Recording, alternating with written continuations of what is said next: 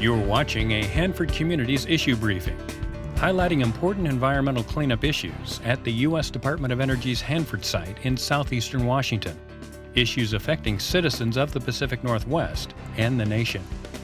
The Hanford Communities organization was established in 1994 and is comprised of the communities surrounding the Hanford Site, forming one voice to advise the Department of Energy on important transition and cleanup issues.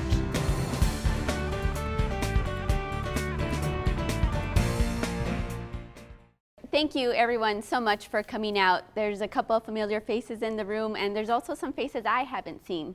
So I'm looking forward to being able to have a conversation with you. We're here tonight to talk about cleanup along the Columbia River on the Hanford site. This meeting that we're having tonight is a little bit different from what we usually do. Often when we come out to speak with the public, it's centered around some kind of formal document, a proposed plan or a permit. We come specifically to ask for your comments on a document.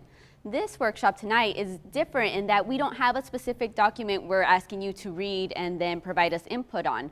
We're trying to have an early dialogue, an early conversation about Hanford cleanup along the river so that we can be better informed as we move forward to develop cleanup strategies for this part of the Hanford site. So I touched on a couple of these things already. First, let's learn about Hanford. It looks like a lot of you here probably already know a lot, so I'll just ask the audience, how many of you feel well-versed in all that is Hanford? If you could just raise your hand. Okay, how many people maybe don't really have a big background and you're not sure? Okay, so we're at both ends of the spectrum, which is good. I think by having discussions like this, it makes it easier to understand where the concerns are. Often we get once you read something so many times, you start reading between the lines and you assume everyone understands what you're trying to say, and often that's a bad assumption because we're not necessarily talking about the same thing. So let's clear this up and have a real conversation.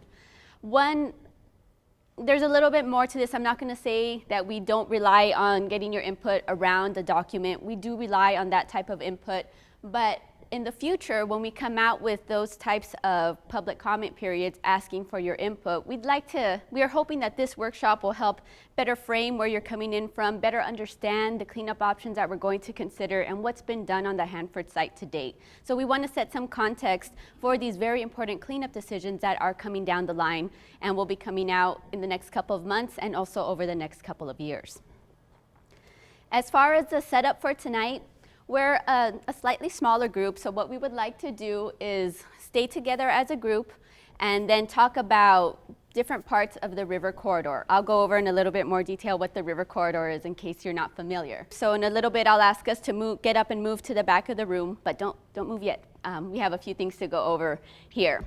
So we'll have those discussions, and again, it's more Q&A. We're not here to do formal presentations for you with PowerPoint slides.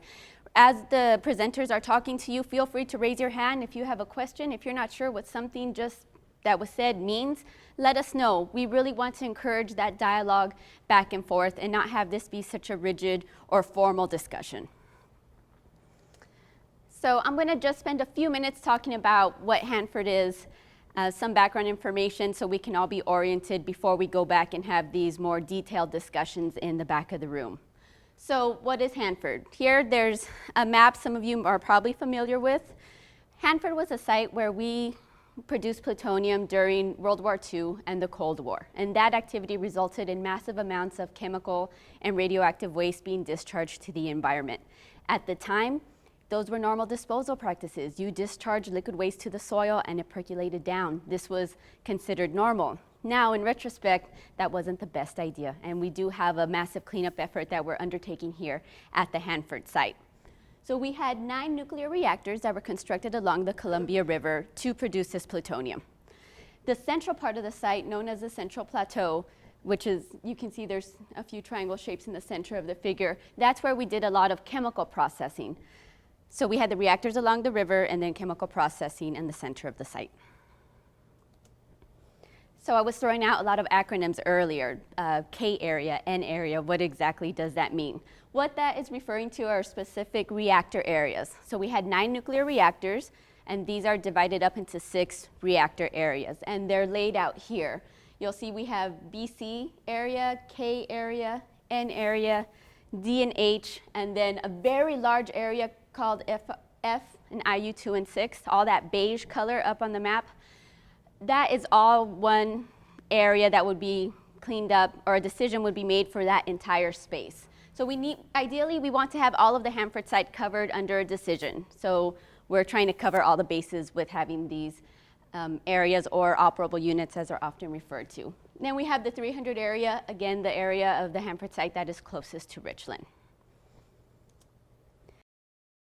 So there's a few questions that we often get asked when we come out to the public. One of them is about the Columbia River. Is the Columbia River safe? Can I swim in the river? Can my kids play in the river? Are there dangers associated with using the Columbia River?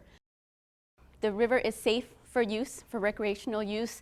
You see people out on the Columbia River kayaking, boating, swimming, fishing every day. It is safe for use.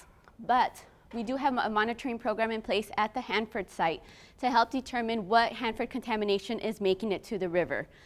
To be open and transparent, there is some measurable amounts of contamination from Hanford site that upwell into the Columbia River. That is fact. We have data that supports that. So examples of some of the things that get into the water are things like chromium, strontium-90, and uranium. We are undergoing cleanup actions to address this contamination, but the decisions that are in the near future will help us get what we refer to as a final cleanup decision in place for these contaminants. But there is some upwelling from the Hanford site. Keep in mind that the Columbia River is a source of drinking water for Tri-Cities. That's where we pull our drinking water from. So while it's difficult to assess that, okay, so contamination is getting into the river, but yet you're saying it's safe and you can drink that water. That can be a difficult concept to understand. So we'll talk more about that throughout the night, and I encourage you to ask questions on this topic if this is something that you want to know more about. Another question that we often get asked is how clean is clean? So when you're done with this, you're going to pick up every ounce of contamination from the Hanford site, right? No, no, that's not what clean necessarily means. Clean does not mean that every bit of contaminated soil or debris from the Hanford site will be removed somewhere else. There's also this concept of throwing things away. There really is no away. When you dispose of something, it just goes somewhere else. This is true for Hanford. When we're removing this contamination from the river corridor, we're moving it for the most part towards the Central Plateau, where it can be safely disposed of in a lined landfill that we have for Hanford waste. Some of the nastier stuff, the highly radioactive stuff, may need to be disposed of at a separate location with the waste isolation pilot plant in New Mexico. But for the most part, most of our waste goes to the central part of Hanford.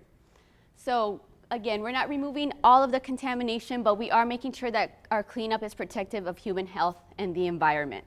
So will it be okay to walk and picnic on areas along the river in the future? Will it be okay to ride a bike on a bike trail along the river? These are very good questions that you can ask when it comes to thinking about cleanup decisions and how they're going to impact you. What exactly will be the end result of this cleanup? How will people be able to use the environment once cleanup is complete, even though there will be residual contamination that remains in place? The types of cleanup that we currently do along the river corridor include demolishing buildings. There were a lot of facilities associated with the reactor, so many of those have been torn down. The soil and debris taken to the landfill in the center portion of the Hanford site. We dig up a lot of contaminated soil and also dispose of that in the center of the site. Sometimes the contaminated material may need some sort of treatment before it's disposed of, before it's taken to our landfill, and we'll do those types of things. And again, these are the main topics, but you can ask any question you like on these topics or others related to Hanford once we get into discussion in just a minute. So we have if you want more information after this meeting, we have some online resources right here, websites at hanford.gov, or Ecology also has a website. You can call us at our Hanford cleanup line or send us an email, and one of the agency representatives will get back to you, whatever your question may be. Here's the entire Hanford site. The green area is what we call the Hanford Reach National Monument that's up under the control of the Fish and Wildlife Service. Then we have the tan area inside of here is what we call the river corridor, and the subject of this this workshop tonight. The central part of Hanford is this dark brown and red area, and that's what we call the Central Plateau. So essentially the goal is to kind of take everything off of this tan area and move it into this center part of the site and get it away from the river. You can see the different reactor areas. All of these reactors were, of course, the single pass reactors, with the exception of the end reactor, which was the dual loop process. And that's a little different than the other ones, and that's why we have a separate presentation specifically on the end area. Also, part of the river corridor is the 300 area, like Amy said, a big chunk just north of Richland, and that's also different than sort of the rest of this river corridor. That's why we also broke that out to sort of a different presentation a little bit later. So essentially what I just wanted to touch on real quick is a lot of the cleanup that has been going on in the river corridor right now, we've been doing under interim cleanup decision, interim records of decision. And we're slowly starting to transition, and you'll be seeing notices in the next few months for some of these, for the 100K reactor area and the 300 area, looking for public input. These interim decisions that we've been doing consisted mostly, the remedies that we have in place are remove, treat, and dispose for the soil. And that means we just dig them up. If the contamination levels are high enough, we treat it before we dispose it in the central part of the site at the landfill. For the groundwater contamination, it's been mostly to protect the river and the interim routes from the primary COC has been hexavalent chromium due to the source was from sodium dichromate that they used to prevent the reactors from corroding. So that was discharged to the soil, got into the groundwater, and it was impacting the river. So they put what they call pump and treat systems in to remove the chromium from the groundwater, treat it, and then re-inject it.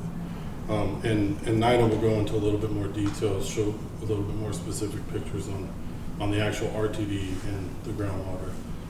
But the main goal so far of the interim actions for groundwater have been just to prevent the chromium from entering the river. Now that we phase into these final cleanup decisions, the actual goal will be to remediate not only the hexavalent chromium plumes, but the other contaminants of concern that we see in each of these reactor areas. So. Do we have somewhere where there's an inventory, where we actually, in that section of soil, we know, and each one of these sites have been cleaned to 15 feet, do we actually, for each one of those sites where there's contamination left, do we know what the inventory is? It's very hard to get an accurate count of residuals because we are still doing what we call RTD, which is remove, treat, and dispose. So a lot of that inventory is being removed and taken up to the Central Plateau. We've got a couple pictures here of some of the big sites at 100F and here at 100K. I don't know if you can see that from your angle. So this is the main method that we use to remediate contaminated soil, is to remove it, if necessary, treat it, and then dispose of it at the Central Plateau. Then for groundwater, we have pump and treat systems, and 100D, 100H, 100K, and that is pumping out and mainly treating the hexavalent chrome that has been discharged to the ground and has made its way to the groundwater. The resin in these pump and treats might pick up a few of the other contaminants in the groundwater, but mainly it's meant to treat the 100 area, the chrome, the hexavalent chrome. Here's a schematic of the typical pump and treat system. I knew I'd do that. And that we pump out the water that's contaminated. It's run through various resin beds, and then it's re-injected back into the groundwater upstream away from the river, and then it makes its way back, and it's kind of a circulating system. This here, that's not Mountain Dew. That is actual water from the groundwater that is contaminated with hexavalent chrome at such a high amount you can actually see it discolors the water.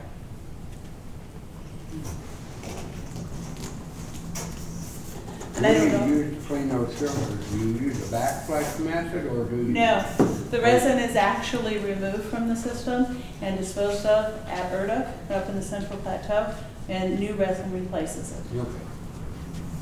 Well, I understand that the water is relatively safe, but aren't there specific spots in the Hunter area, right along the river, where groundwater is coming up that's contaminated above drinking water limits? Yes.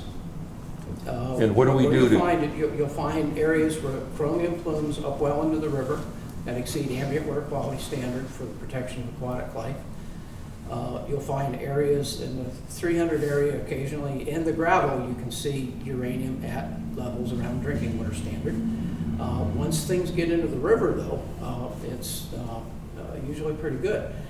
What we have found over decades of monitoring is that the one contaminant that Hanford does impact the river is tritium, and that's going down every year because of short half-life. It's less than 13 years. That was produced primarily at Purex, and Purex was operated in two phases. The first phase, that tritium is gone. Second phase, the highest concentration part of that, has hit the Columbia River and will go down from here out, and the plume is shrinking. We used to say we had 100 square miles of contaminated groundwater. Now we say we have 80 square miles of contaminated groundwater. Most of that difference is through decay of the tritium plume. Okay. So what do we do then, the specific spots where it's above drinking water level, to keep the public away from that, to protect them there? from There's drinking? signage along the shoreline as to where the issues are. We put in these collection systems, pump and treat systems to capture the groundwater, and now we're building these systems larger to be able to actually treat. But people who come down the river in boats and canoes and things like that, There's signs on the shoreline. signs Yep. said Right. don't go here. This area, don't come ashore here. No. Again, I'm Mike Thompson. I'm with the Department of Energy. I've been here almost 30 years now. And I'm one of the operable unit leads. My lead areas are in the 300 area and 100N. I also do science and technology integration with headquarters, among other things. Training, I'm a hydrogeologist and geologist, licensed in both, and have degrees in both. So at 100N, if you go back to the other reactors, the early reactors were single pass, and that water was taken out of the river through intake structures. It was then treated to the very highest level that they could possibly do, because contaminants, not contaminants, but constituents within the water could become irradiated in the radiation fields within the reactor. So they tried to get it as clean as they possibly could. So there was these massive water treatment facilities. It went through the reactor, and because of the design, the water actually passed directly over the fuel rods. Okay, and it was in a reactor for a very short period of time. It was incredibly hot, incredibly violent, high radiation fields. It cooled the reactor. It went out to cooling ponds right side of the reactor, where it was allowed to sit for a very short period of time. And then it went out to discharge facilities in the deepest part of the river. If they discovered that there was a fuel cladding failure, which means that the uranium fuel in the reactor had a cladding over the top of it, sometimes they would get little pinholes or splits or whatever. If they discovered that there was a failure there, instead of dumping it directly out to the river, they would then put it in these big trenches, which is most of what we're cleaning up now is where that went into the trenches.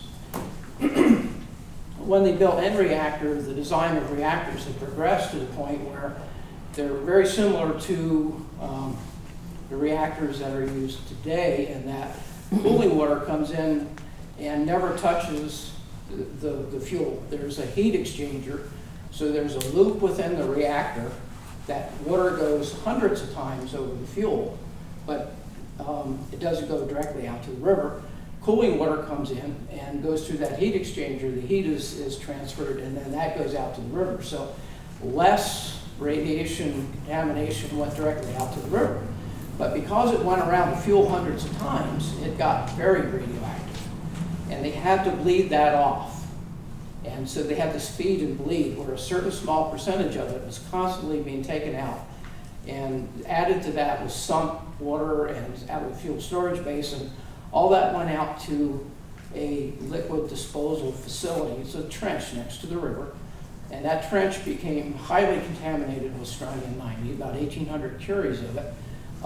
And when that got to a level where it needed to be replaced, they moved further back and built another facility, and then used that, and they were using that when they shut the reactor down. So at the other reactors, we only have these very small occurrences of strontium-90. But at 100N, there is a significant strontium-90 plume that is unique to 100N. Strontium-90 is also somewhat unique, and it's one of the two major fission products. When you have fission, the two things that give off most of the radiation, cesium-137 and strontium-90. Cesium-137 binds extremely well to the soil and was caught up in the first few feet. So when we went out to dig this facility with the RTD, what plutonium, uranium, cesium, those things that really bind well to the soil, they were excavated and taken away.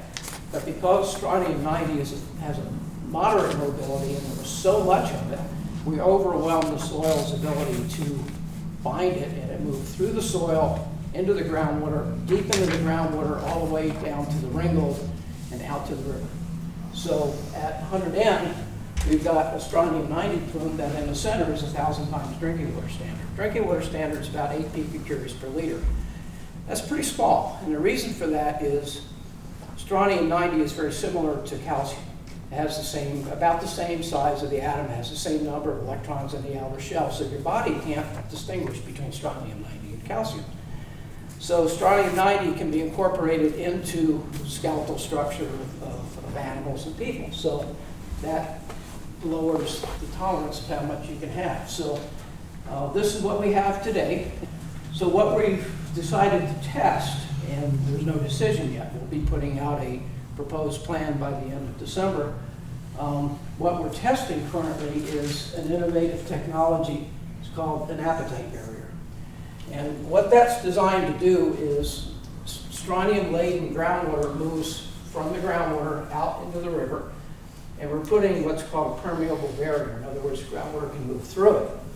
But in that zone, we're making a mineral called apatite. It's calcium phosphate. It's what our teeth are made out of. It has an extremely high affinity for strontium-90. And it'll capture the strontium-90, build it into its crystal structure, and there the strontium-90 can decay away. It's got about a 28-year half-life. Decays away to zirconium metal, which is not radioactive. So the idea there is, and there's really not a lot of mass that's moving out. The pump and treat system, the capture zone only captured 2 curies in 10 years, because even withdrawing with the pump and treat system, that's all that was moving out in 10 years. So in 10 years, if this captures 2 curies, it's doing its job. So it doesn't have to capture a lot in terms of radioactivity. So the idea is to put this in the groundwater and also in the soil above it, so that it will capture the strontium-90, allow it to decay away, and reduce the amount of strontium-90 that gets to the Columbia River. And then what's behind it, there's options for letting that decay away in place, because almost all of this will decay before it gets to the Columbia River. It doesn't move very fast. Strontium-90 in 100N is calculated to move 1/100th the speed of the groundwater. In other words, as the groundwater moves by, it'll be released from a capture site, move just a little bit, and go, oh, soil, and be captured again. And then at some point in time, it'll get kicked off and move a little bit, and then it get captures again. In the meantime, the groundwater's going by. So we've put in 600 feet of barrier out of about 2,500 feet that we intend to test. The rest is dependent on funding. And so far, what we're seeing in the first 300 feet that we put in, we're getting, and also in the subsequent 600 feet, we're getting at least a 90% reduction of strontium-90 between what's up gradient and what's down gradient. So 90% reduction is pretty good. Okay. So this is what we're planning to do with strontium 90. We're going to continue with the remove, treat, and dispose that we committed to in the interim records of decision for all of the area, and this is what it looks like today. The reactor facilities are gone. This is the cocooned reactor. We're about 50–60% complete, I think. For the soil For the soil. remediation, about. Yeah. And What happens to the strontium 90 once it's captured in the apatite area? And then I have another question too. sure. The initial strontium 90, when we built the barrier, the apatite forms a amorphous gel-like material, and then over time it becomes crystallized. What gets captured during that becomes part of the crystal, and also it has an affinity for capturing strontium 90. So the apatite, because it's a calcium phosphate, we're making it calcium strontium phosphate. It's a very, very stable mineral. The reason why we find ancient human teeth and not other bones is because the teeth are stronger because of the apatite. So it tends to stick around in the environment. Strontium 90 is about a 28-year half-life. So in 3 half-lives, about 90% of it's gone. So 90 years, 90% of it will have decayed away, roughly. It decays, well, the first decay is to yttrium, which is really what gives you the dose, but it's pretty quick. But it eventually decays away to zirconium metal, which is not radioactive. So the answer is it stays there in the barrier. It stays right there. Yeah, Yeah. that's our intention. Yeah, and then what's behind it, because it doesn't move very fast, should decay in place also. If you go out on the river in a boat, you generally see people fishing at the end area. I fish there. And and this is where more contaminants are getting into the river than most other areas. So are the fish safe? Yes. I eat the fish I catch there. And so how can the public be confident that it's okay for them to fish there and eat the fish? Well, Who there's in the several state- things that have occurred over time. Is that the Department of Energy has a surface environmental protection program that has been monitoring the environment for decades. And they put out a yearly report on what happens there. I have a bookcase full of reports on radiation levels of biota, vegetation, geese, fish, everything that have been done over the years. It's publicly available at the administrative record and at the repository. And we've recently performed a risk assessment for the Hanford Reach.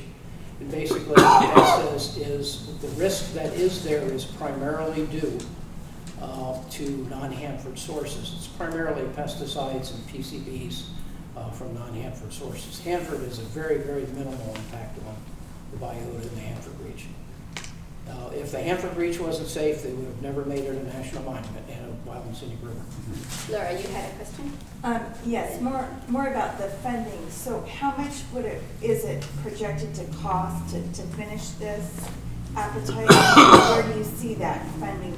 What budget years do you see that? The exact cost will be part of that document that you'll see in December. We'll recalculate that based on what we know from the experience. I don't have the number in my back pocket, but when that proposed plan comes out, it'll say exactly how much that barrier will cost.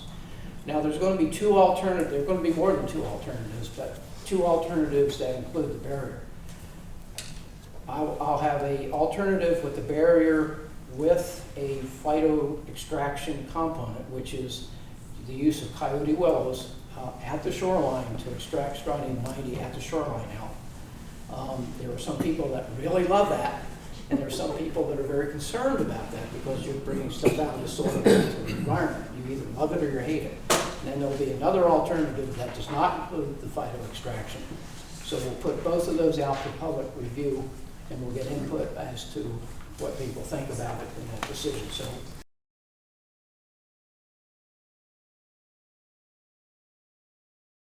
To find out how you can become more involved in this important regional issue, or to have a Hanford Community speaker talk to your organization, contact the Hanford Communities at 509-942-7348 or by fax at 509-942-7379.